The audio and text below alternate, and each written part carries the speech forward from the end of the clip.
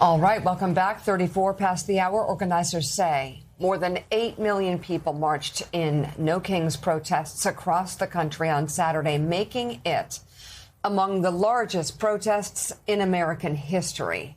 That equates to more than 1 in every 50 U.S. residents joining a rally and filling the streets for the movement's third major national day of action. More than 3,300 events were held in all 50 states and around the world to denounce the Trump administration's policies, including on immigration, the economy, and the war in Iran.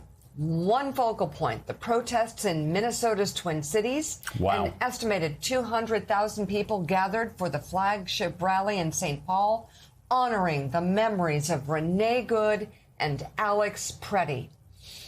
And while largely peaceful, police in Los Angeles say they had to deploy and tear gas and arrested 74 people for failing to disperse after the No Kings rally there. And I'm reminded of Charles Barkley last night. Yeah. He showed me that on CBS.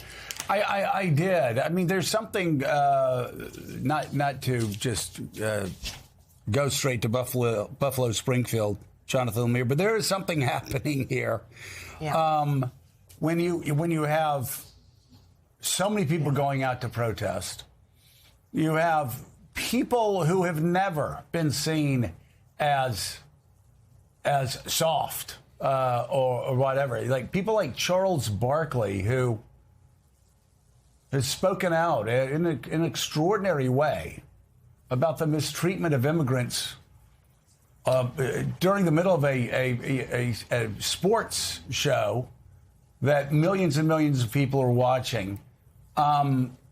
Republicans that I've known my whole life calling the report on these No Kings rallies and how big they've gotten and quite frankly how heartened they were to see that people who were fellow conservatives with them through the Reagan administration, through the Bush administration, that conservatives, real conservatives, are joining independents and Democrats and liberals and progressives to go out and say, hey, we may not agree on a ton of things, but we do agree that in America there are no kings. It doesn't matter if the President of the United States is browbeating and verbally attacking the United States Supreme Court because he wants them to ignore the 14th Amendment.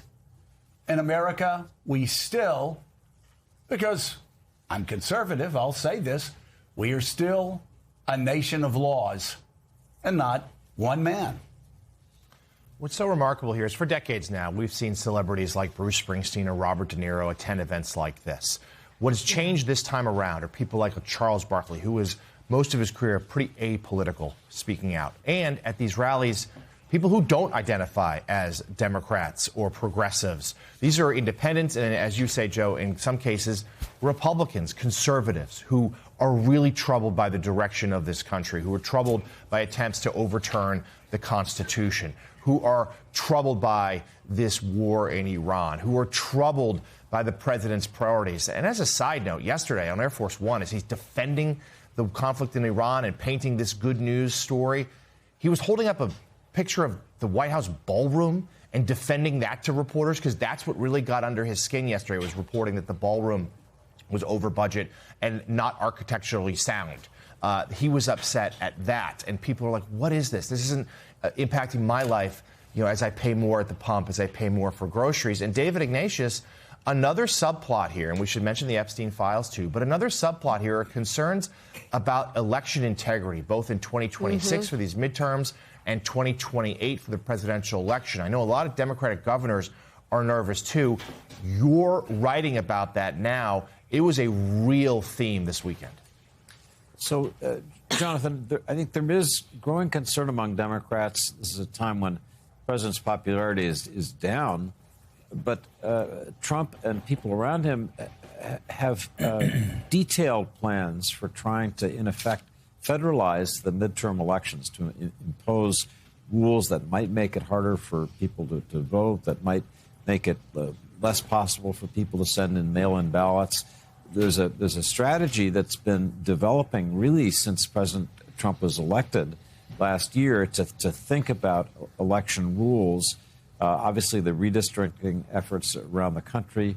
So I think for Democrats that I talk to, as they think about November and the likelihood that voters will turn out in large numbers against Republicans, a fear that there'll be steps taken that would reduce that Democratic vote and make the midterms turn out differently. So I think that's a theme we're all going to be thinking about more in the coming months as the elections approach. What are the rules going to be? Have Democrats really figured out ways to bring legal challenges, be ready if there are crises at the polls? But I'm already hearing that as a theme under the surface that political professionals and lawyers are thinking a lot about. Yeah, they're certainly already looking at whether the rule changes so far are going to make it harder for them to bring suits. OK, now I get a chance to ask you the question we were asking in the break just before we were rudely interrupted by coming back on air. The president, meanwhile, with all of what David is reporting and everything that we've seen over the course of the weekend, those huge, big No Kings rallies, all of the polls going in the wrong way for him, the assumption now, and things can change, but the assumption that the House looks very precarious for the Republicans, I think that's putting it politely. And yet the president, David, doesn't really seem to care that much about the midterms. Well, I would put it this way, actually, Kathy. I think he cares, but he doesn't ever believe that anything is about him. I mean, I'm kind of shrinking him now and putting him on the couch, right? When everything's going well, it's all about him. And he will subtly acknowledge here and there that, it's just so strange, when there's a midterm election, the president's party always, takes it to the gut. I don't know.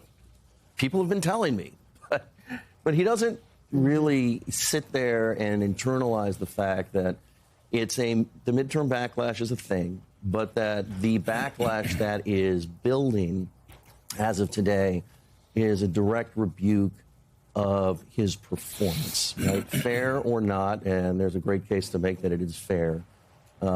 It's about him and the things that he's doing and that people aren't happy. And that's why what you've seen from him is this obsession with the Save America Act, which would impose national voting standards. And what is his reasoning? He's telling Republicans, these midterms could be really bad. You need to pass this or we're really going to be in big trouble. So he understands it, but he understands it in a bizarre sort of way that isn't just, it's not the way things work.